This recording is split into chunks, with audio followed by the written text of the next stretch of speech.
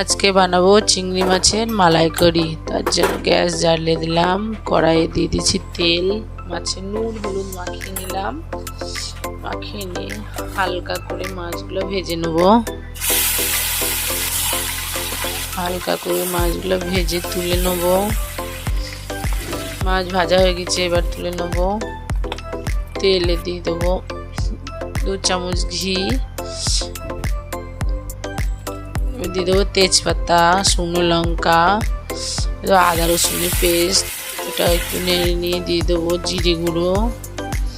জিরে গুঁড়ো দেওয়ার পর দেবো হলুদ গুঁড়ো, তারপর দিয়ে দেবো লঙ্কা গুঁড়ো, একটু নেড়ে নেবো। তারপরে দিয়ে দেবো টমেটো, কাঁচা লঙ্কা, পেঁয়াজের পেস্ট বানিয়ে নিয়েছিলাম, ওটা দেবো।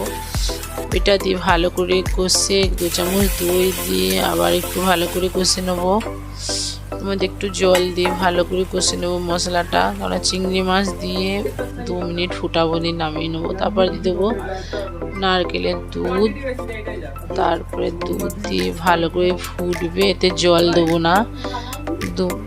চিংড়ি মাছ দিয়ে 2 মিনিট ফুটবে, তারপরে নামিয়ে নিতে হবে। উপর দিয়ে দিলাম গরম মশলা। এবার বাটিতে ঢেলে নেব। চিংড়ি মাছের মালাইকারি ভালো লাগলে লাইক করো, শেয়ার করো।